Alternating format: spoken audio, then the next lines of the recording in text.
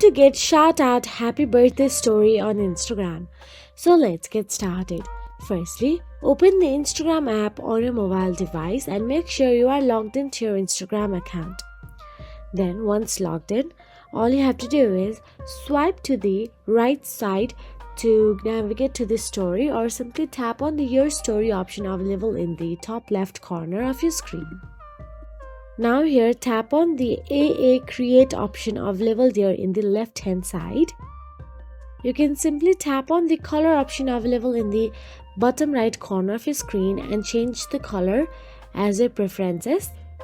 So here, let's tap on the colors and choose one. So I prefer this one more, so let's keep it this way.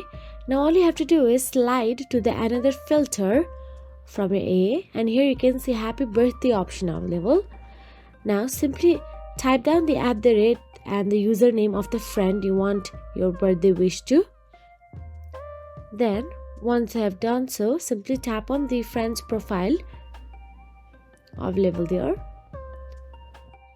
and all you have to do is tap on the Your Story option available in the bottom left corner. So that is it. If you found this video helpful, please like, share and subscribe, and thank you so much for watching.